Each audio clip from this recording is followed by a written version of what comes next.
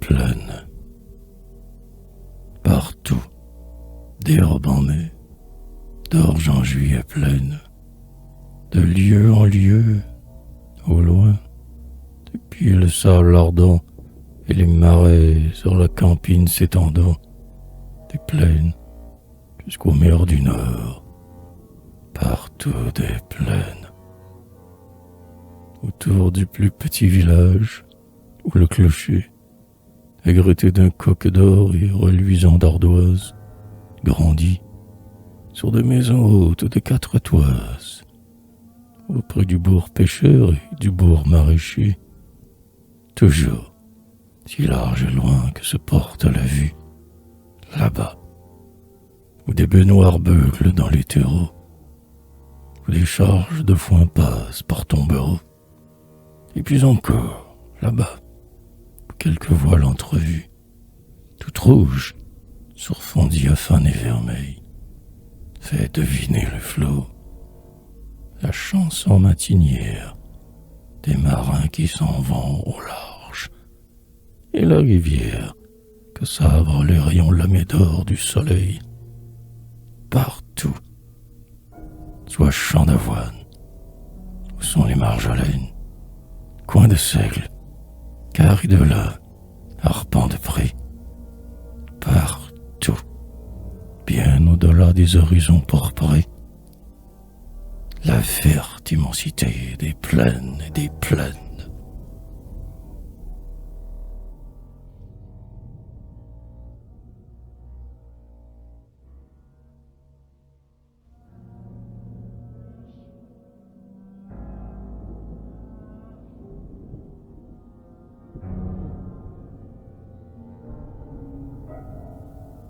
Sous les premiers ciels bleus du printemps, au soleil, dans la chaleur d'or et neuf, elle tressaille, l'an de grise encore et lourde au réveil, et ne se doutant pas que les sèves travaillent, tellement le sol tarde à secouer l'hiver.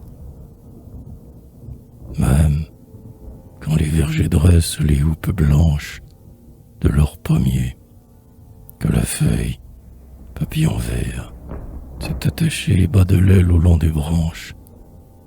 Quelques terreaux là-bas de compact et nu. L'eau des fossés déborde et les terres sont sales. L'or et le sentier boueux, les bois chenus, bien que Mars ait craché ses poumons en rafale.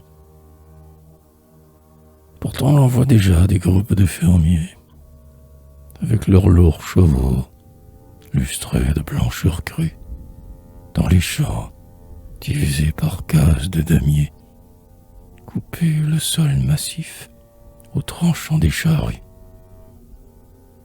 Déjà l'on sème. Un grand vieillard, qui va rêvant, se moire autour des reins, jette à pleine poignée des graines d'or, qu'abat un brusque coup de vent. Les sillons sont à point. Les bêches alignées reluisent d'un feu blanc sous les coups du soleil. Et mais pareil, le mois des fleurs aromatiques, les servantes et gars en rustique appareil, habits usés, bras nus, sabots au bout des pics, qui de l'aurore au soir fatiguent les labours. Voici, les champs sont pleins, les fermes délaissées. On en remet la garde aux chiens veilleurs des cours. La glèbe, avec des mains calleuses, convulsées, avec fièvre, avec joie, avec acharnement. La glèbe, pied par pied, coin par coin, est conquise. Partout la lutte et la sueur, le groupement des efforts arrachant la récolte promise. Femmes sarclant le lin, hommes tassant l'engrais, chevaux traînant la herse à travers les cultures. Pendant qu'autour, flattés de soleil tranquille et frais, les trèfles verts, les foins en fleurs, les emblavures, les taillis que l'on voit bondir sous le vent clair, les jardins, les enclos, les vergers, les fleurettes roulent leur bonne odeur excitante dans l'air, ou chantent, elles au vent, un millier d'alouettes.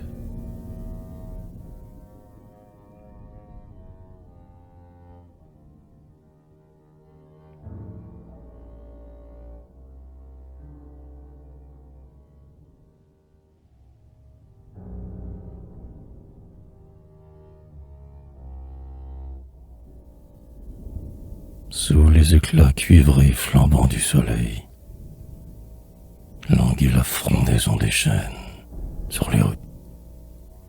Sable jaune et fin cuit dans un clair sommeil, hors des fossés verts les mousses sèches toutes. Une atmosphère ardente encercle la moisson.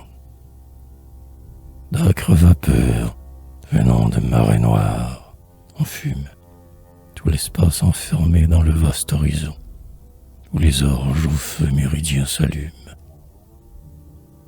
Alors, par au-dessus des champs, un large vent, un vent du sud, traînant, voluptueux, presse, avec le va-et-vient de son souffle énervant, la campagne vautrée en sa lourde paresse. Un tressaillement d'or couvrira des moissons. La terre sent l'assaut du rythme éternel. Son sol générateur vibrait en longs frissons, et son ventre gonflé de chaleur éternelle. De partout sort le flot des germes fécondants, condensés en nuages épaissis de poussière, qui descend baigner d'amour les blés ardents. On dirait voir fumer de géantes braisières, des débris d'incendie encore chauds. Chaque arpent, chaque tige entr'ouverte est entourée et prise. Des vibrillons font l'assaut, éperdument, et l'union se fait en des moiteurs de brise.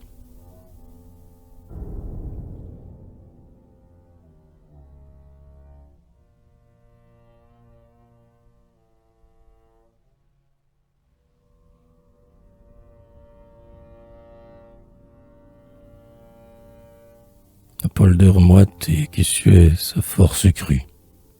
Sous les midis, par coins de glaise étincelants, s'étalait-elle, en champs luisants de miroirs blancs, taillés à chocs brutaux de piques et de charrues.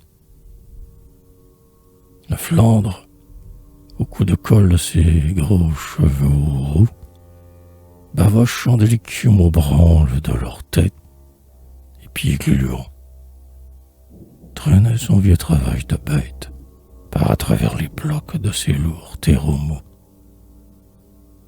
De la graisse d'humus et de la boue fondue coulait dans le vent d'or d'automne, et lentement, toute la plaine enflait sous ce débordement de vie éparse aux quatre coins de l'étendue.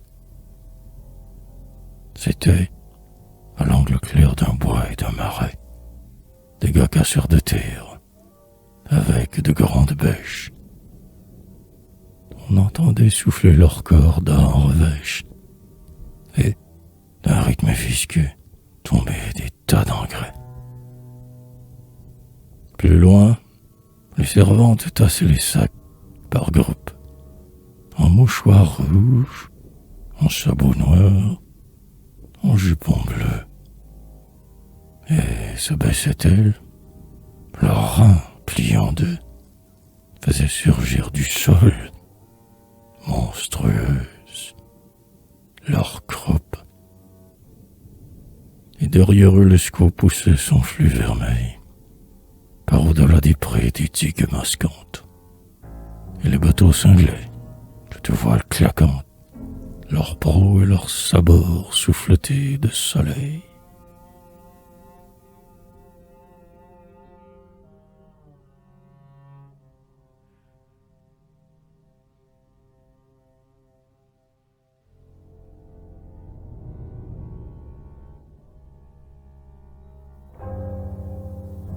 Voici les nuits